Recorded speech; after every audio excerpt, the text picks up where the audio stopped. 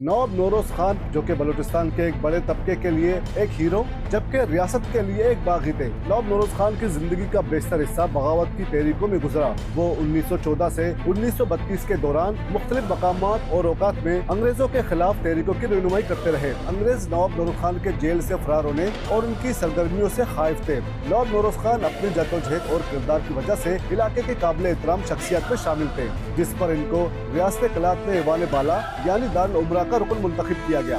One minute के खिलाफ पहले ही बलूचिस्तान में बेचैनी थी और इसके बाद जब खान और खलात को गिरफ्तार किया गया तो ये बेचैनी बढ़ गई। जब मराद की पेशकश के बावजूद नवाब नौरोज खान बात मानने के लिए तैयार नहीं हुए तो एक जरगा नवाब नौरोज खान के पास भेजा गया था और जरगा की गोद में कुरान को बतौर जामिन रखकर भेजा गया। सरकारी वक्त इनको मुसलसल कुरान का वास्ता देकर ये यकीन दिलाता रहा कि हुकूमत अपने वादे पर कायम है। लेकिन नवाब नौरोज खान और बलोचों ने कहा कि जब कुरान को जामिन बना रहे हैं तो इससे बढ़कर क्या जमानत होगी। इसलिए जब वो नीचे आए तो फिर हुकूमत अपने वादे से फिर गई और इनको गिरफ्तार किया गया। गिरफ्तारी के बाद इन्हें इन अजियत खानों में मुंतकिल किया गया जो कि जापानियों को टॉर्चर करने के लिए अंग्रेजों ने बनाए थे। जेल सुप्रीडेंट नवाब नौरोज खान के पास ताज़ियत करने के लिए आए और कहा कि आपके बेटे और साथियों को फांसी दी है। तो नवाब नौरोज खान ने फांसी पाने वाले अपने बेटे के मूंछों को ऊपर करते हुए कहा, ये मरे नहीं बल्कि आज इनकी शादी हुई है। मरे तो वो लोग हैं जिन्होंने कुरान मजीद पर फैसला करने के बाद इनके साथ धोखा किया। 25 दिसंबर बलूचिस्तान में जारी अब तक की ये 5वीं मुसल्लह मजम्मती तहरीक है जो कि गुज़श्ता 2 दहाइयों से ज्यादा अरसे से जारी है और वक्त गुजरने के साथ साथ इसमें काफी शिद्दत देखने में आ रही है।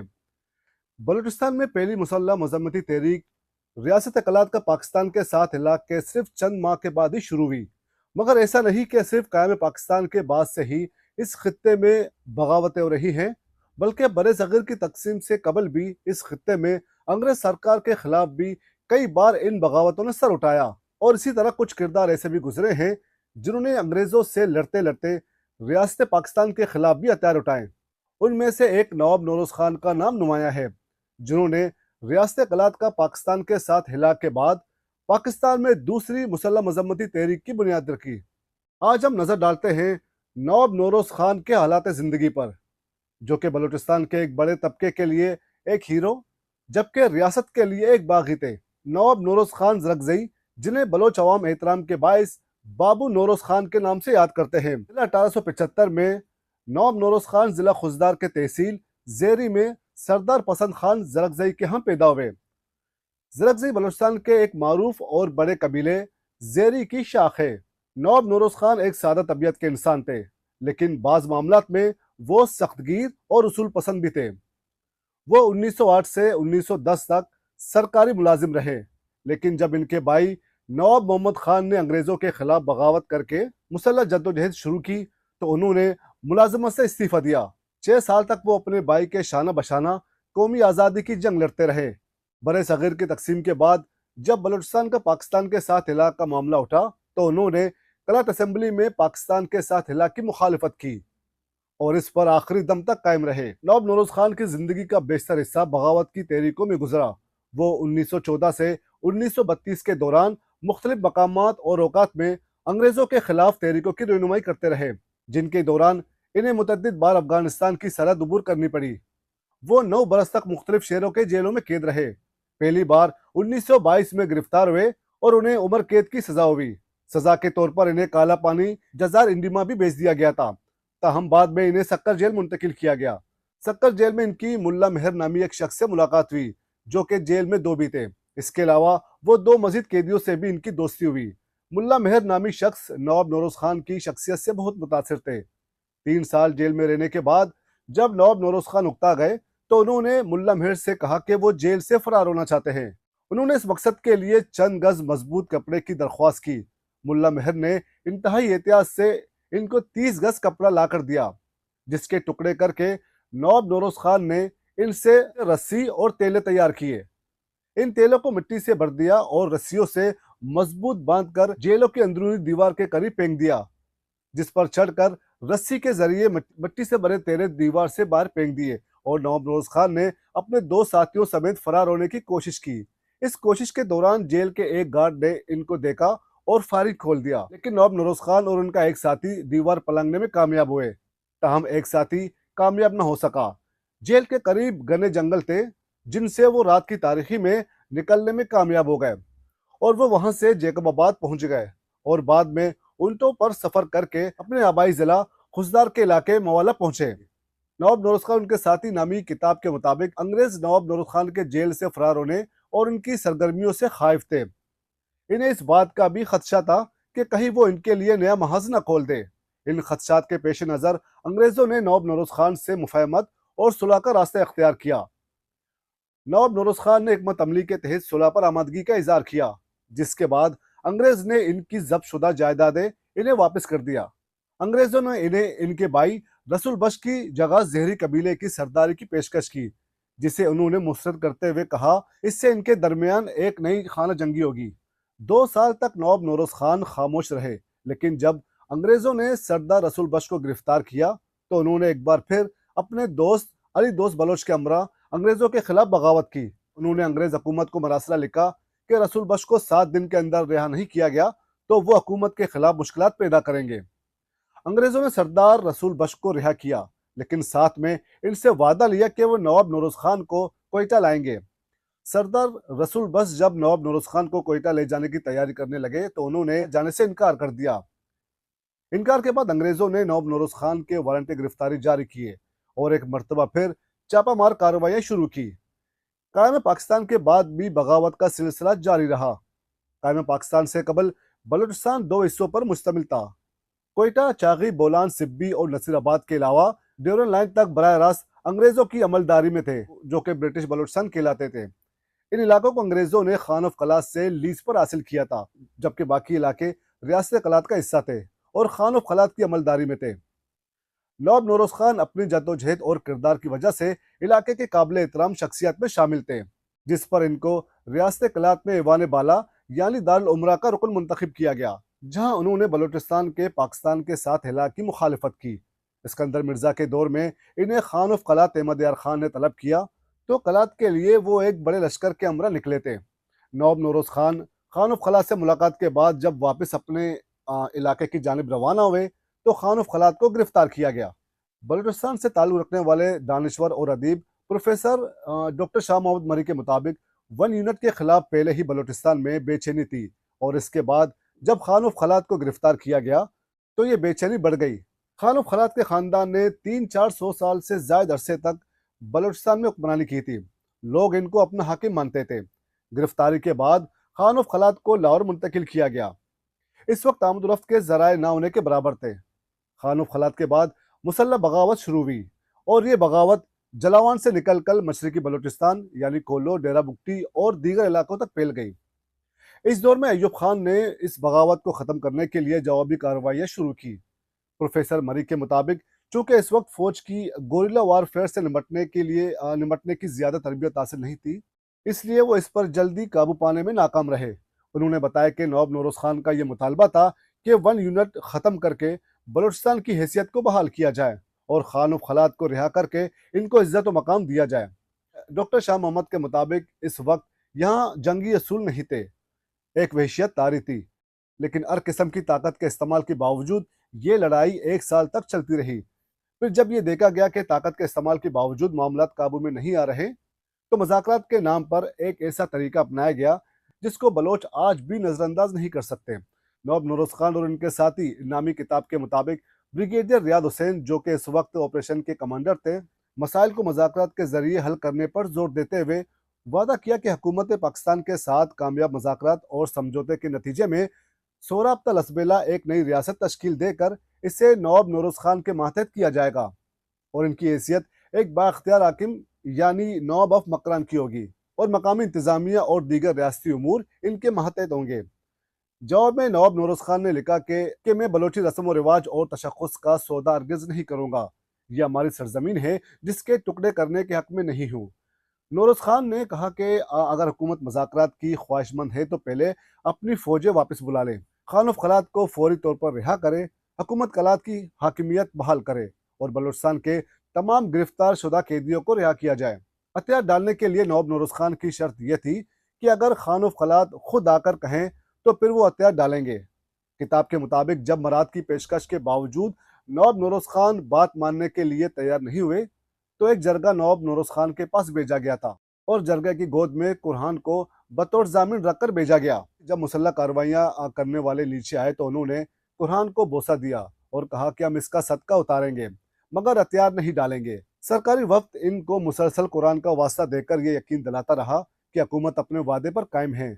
डॉक्टर शाह मोहम्मद मरी के मुताबिक नवाब नौरोज खान और बलोचों ने कहा कि जब कुरान को जामिन बना रहे हैं तो इससे बढ़कर क्या जमानत होगी।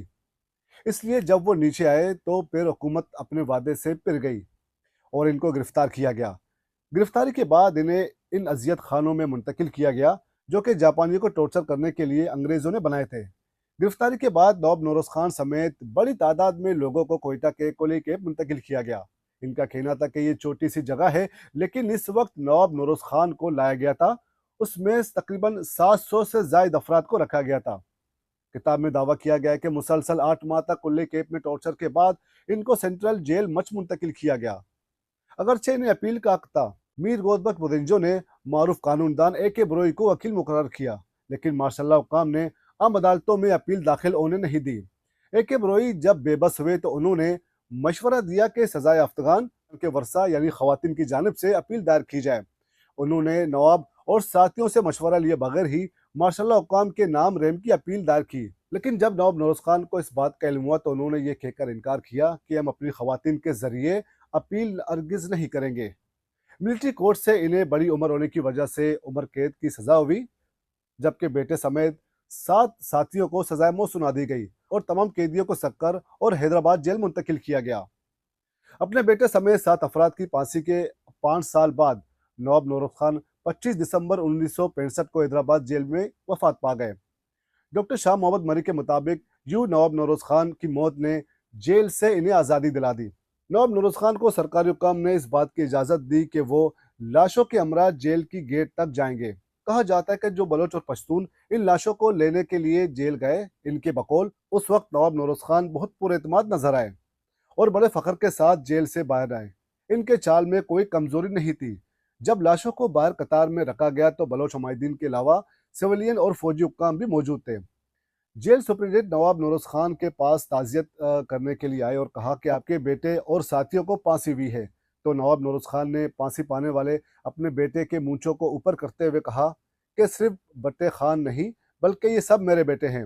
ये मरे नहीं बल्कि आज इनकी शादी हुई है। मरे तो वो लोग हैं जिन्होंने कुरान मजीद पर फैसला करने के बाद इनके साथ धोखा किया।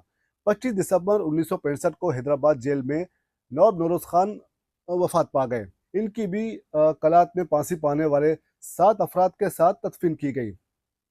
उन्होंने हैदराबाद जेल में भी माफ़ी की पेशकश को मुस्तरद किया था। नवाब नौरोज खान और उनके साथी नामी किताब के मुताबिक हैदराबाद जेल के उस वक्त के सुप्रिंटेंडेंट राशिद सईद के तासुरात उस किताब में दर्ज हैं।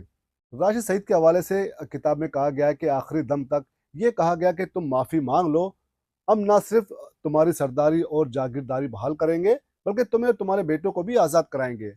मगर वो भी दुन के पक्के थे। उन्होंने ये पेशकश ये कहकर रद्द कर दी थी कि अगर मेरे मौला की तरफ से यही लिखा है तो मुझे मंजूर है। 15 जुलाई 1960 को जिन अफराद को फांसी दी गई थी उनमें बट्टे खान, बावल खान, मस्ती खान, गुलाम रसूल, सफजल खान, जमाल खान और वली मोहम्मद शामिल थे। इन तमाम अफराद का ताल्लुक बलोचों के मारूफ कबीले ज़ेरी से था। बट्टे खान ज़रगज़ई सन 1935 में ज़िला खुजदार के इलाके ज़ेरी में नवाब नौरोज खान के यहाँ पैदा हुए। उन्होंने सिर्फ छठी जमात तक तालीम हासिल की। वो शादीशुदा थे और उनका एक बेटा था। बट्टे खान जब जवान हुए तो वो अपने वालिद के पहलू में बैठकर कचहरी लगाया करते थे।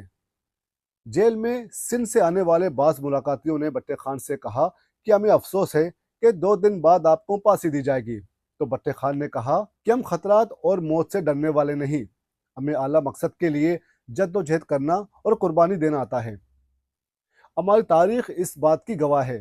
फांसी पाने वाले दूसरे शख्स बावल खान मोसियानी सन 1930 में ज़िला खुजदार के इलाके बुलबुल ज़ेरी में पैदा हुए। वो खानोफ खलात कौमी मलेशिया में बढ़ती हुए, जो कि इनकी पहली और आखिरी मुलाजमत थी।